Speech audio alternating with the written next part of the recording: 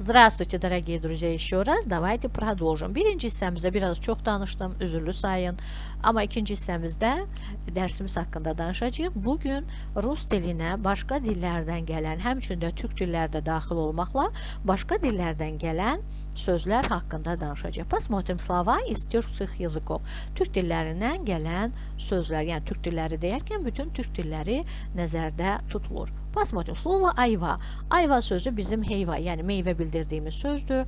Təbii ki, türk dilindən gələn bir sözdür. Yəni Rusun özündə belə bir söz yoxdur. Adam sözü. Adam sözü bizim ilk insan, yəni Adəm sözümüzdür. Həmçində bizim də günlük həyatda istifadə etdiyimiz adam, yəni insan mənasında istifadə etdiyimiz sözdür. Rus dilində də bu söz vardır. Almaz bildiyimiz daş, qiymətli daşdır. Alıça, yəni alça meyvə. Düzdür, bəzən alıçanı sliva, yəni gavalı sözü ilə səhv salırlar. Bəzən mən baxıram, alça yerinə sliva deyirlər. Amma yanlışdır. Sliva ayrı meyvədir, düzdür, o da alçanın bir növüdür, bir çeşididir. Amma ona gavalı olaraq biz deyirik. Bu isə normal, yaşıl olaraq istifadə etdiyimiz alçadır. Alay, alay sözü bizim dilimizdə də istifadə etdiyimiz al-qırmızı sözüdür. Yəni qıpqırmızı mənasını verən sözdür. Bazar bütün dillərdə daxil olmaqla bizim dildə də var bu söz, bazar sözü.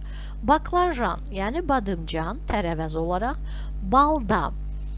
Balda sözü bizim, yəni türk dillərin, bizim deyər ki, mən bütün türk yəni ellərini nəzər tuturam, türk dillərindən gələn balta sözüdür. Lakin rus dilində bu balta mənasında işlənmir. Çünki balta mənasını verən tapor sözü var. Bu axmaq, başdan xarab, yəni üzr istəyirəm ifadə etmək, səfih insanlar haqqında istifadə olunan sözdür. Yəni balda, yəni daha çox söyüş deyək, belə istifadə olunur. Başmaq, başmaq tərlik və yaxud çəkələk, yəni bizdə də bəzən başmaq deyirlər. Qədim zamanlarda hətta Azərbaycan xanımlarının başmaqları olub, burnu belə dik qalxan, üst üzərli, işləməli başmaqlardan gedir söhbət. Biryuza, biryuza bizim firuzə dediyimiz qaşdır, yəni mavi rəngdə olan daş qaşdır, biryuza. Buran, buran, yəni boran, şaxtalı, qarlı boran. Bu mənalar rus dilində də eyni mənalarda istifadə olunur. Yəni bizim dilimizdə hansı mənanı verirsə, rus dilində də eyni mənalarda istifadə olunur. Vişnya, bəli, bəli, yanlış deyil. Vişnya sözü əslində rus sözü deyil, türk dillərindən keçən sözdür və bizdə də vişnə deyirlər. Amma biz Azərbaycanda daha çox albalı sözündən istifadə edirik. Bu, bilirik ki, gilasın bir növü olan meyvədir. Ceyran, bizim, yəni türk sözüdür, ceyran dediyimiz heyvan olaraq. Divan, bu da türk sözüdür. Divan tutmaq, yəqin ki, tarixdən bilirsiniz. Şirvanşahlar Sarayında da var bu, belə otaq olub, o otağa divan otağı deyirlərmiş. Yəni, qədim zamanlarda canilərə divan tutmaq anlamında istifadə olunan bir mənanı verən sözdür. Təbii ki, hal-hazırda mebel əşyası kimi istifadə olunur. İzumrud. İzumrud zümrüd qaşıdır. Yəni bildiyimiz normal zümrüd qaşı. Bizdə də zümrüd deməkdir. İşak. Bu eşək sözüdür, üzr istəyirəm ifadəmə görə, amma düzdür, rus dilində asyol sözü var. Türkiyədə əslində türk dillərindən rusa keçib, yaşıl rəngdə olan o tərəvəzdən, səbzədən gedir söhbət. İzyum. İzyum üzümdən yaranan, lakin kişmiş, bizim dilimizdə kişmiş mənasını verən sözdür. Bu izyum sözü də yenə türk dillərindən keçib, Türkiyədə quru üzüm deyə istifadə, yəni Türkiyədə kişmiş sözü yoxdur, quru üzüm deyə istifadə edirlər, yəni oradan keçmiş bir sözdür. Kazan. Kazan normal qazan sözüdür. Düzdür, rus dilində kastrula sözü var, lakin bu kazan sözündə var. Bu kazan sözünü daha çox böyük, həddindən artıq böyük alüminium qazanlar olur ya, belə neçə nəfərlik yemək üçün bişirilən. Onlara deyirlər. Yəni normal kiçik qazanlara deyil, normal kiçik qazanlara kastrula. Bu isə böyük qazanlar nəzərdə tutulur. Karandaş, bunu hamımız bilirik demək olar ki, çünki uşaq vaxtından bizə orta məktəbdə Azərbaycan dili dərslərində keçirilən bir sözdür. Qara daş, yəni türk sözüdür, qara daş mənasını verir və rus dilinə də keçərək karandaş, qara qələm mənasında istifadə olunan sözdür. Qamış, bildiyimiz qamış sözü. Bataqlıqlarda yetişən, bitən. Kirpiç, yəni kərpiç bilirik daşdır. Liman, bizdə də limandır. Daha doğrusu bizim söz olduğumuz üçün, türk söz olduğu üçün keçib. Düzdür, rus dilində port mənasını verən, yəni liman mənasında işlənən port sözü də var, lakin liman da var. Maydan, maydan sözü meydan deməkdir. Biz də istifadə edirik meydan, tutaq ki, azadlıq meydanı. Bu da rus dilinə keçmiş və istifadə olunur. Açaq sözü. Açaq, ocaq sözüdür bizim sözümüz türk sözü olaraq. Saman, bildiyimiz normal saman, yəni ot mənasında. Serga, sırğa sözüdür, rus dilinə keçmiş. Tuman, yəni bizim duman sözü.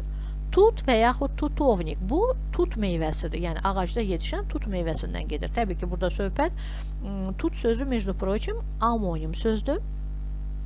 Amonim olaraq, yəni iki mənalı, iki fərqli mənası var. Yəni tut biri bildiyimiz meyvə, bir də tut burada mənasını verən yer zərfliyi.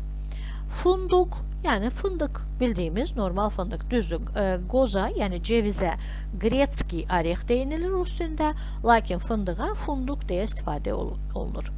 Və çörək. Çörək sözü bizim bildiyimiz çörək sözüdür. Yəni bizim çörək sözündən götürülən çörəyə bənzər kökələrin hazırlanması, yəni hazırlanmış kökələrə denilir. Və digər dillərdən keçən sözlərə baxaq. Sweater, bunu ingilis dillilər təsdiqləyər. Sweater sözü ingiliscə olan to sweat, tərləmək mənasına. Çünki sweater qalın yun köynək olduğu üçün bizi tərlədir, qış köynəkdir. Tərləmək mənası verir. Jam ingilis sözüdür. İngiliscədə sıxmaq və yaxud basmaq mənasını verən sözdür. Fitness İngilis sözüdür. Yəni fitness ingiliscədə əgər yanlışamsa düzəltə bilərsiniz. İngilis dili müəllimləri dözümlülük mənasını verir. Short İngilis dilinin qısa short sözündən yaranıb. Blender, to blend, yəni qarışdırmaq. Bizdə də işlədirik blender sözünü. Rus dilində qarışdırmaq mənasını verən blender sözü var. Alfavit, alfavit sözü əlifba deməkdir rus dilində, bu Yunan sözüdür, Greçeski. Diskusiya, bu müzakirə deməkdir, Latın sözüdür. Pozitivni, pozitiv deməkdir, İngilis sözüdür, yəni müsbət mənalı. Sport, İngilis sözüdür. Kompüter, İngilis sözüdür. Pasport, fransız sözüdür. Çay, bəli, üzr istəyirəm, səsim getdi. Çay sözü biz də istifadə etsək belə, amma rus dilində çay sözü təbii ki, Çin sözüdür. Yəni Çindən gəlmiş, bizim dilimizə də hər halda Çin dilindən gələn bir sözdür. Sarafan, fars sözüdür, yəni qadınların sarafan geyimləri var. Fars sözüdür. Avtobus, fransız dilindən gələn bir sözdür. Vağzal, vağzal yəni İngilis sözüdür. Saxır, qənd sözü Yunan sözüdür və zond, çətir sözü Holland sözüdür. Gördüyünüz qədər mənim yəni bildiklərim bu qədər. Təbii ki, bu qədər deyil, çoxdur. Amma mən əsasən günlük həyatda bizim istifadə etdiyimiz sözləri bir yerə toplayaraq, yəni sizə yaxın olan, sizin bildiyiniz sözləri bir yerə toplayaraq göstərməyə çalışdım. Təbii ki, sizin bildikləriniz də varsa, orada yorumlara yazar və mənlə bunları bölüşə bilərsiniz. Bugünlük dərsimiz haqqında bu qədər. Ümid edirəm birinci hissəmizdə sizi incidəcək heç bir söz söyləmədim. Birinci hissəmi məntiqlə qarşılayarsınız və mənə hər halda haqq verərsiniz. Həmçinin dediyim kimi TikTokda mən yeni səhifə açmışam. TikTokla daha tez ulaşmaq olurmuş hər halda insanlara. O məqsədlə indiyənəcən heç bir zaman TikTok işlətməmişdim. Yeni açmışam. Ona görə İstəsəniz TikToka dəvət edirəm hamınızı.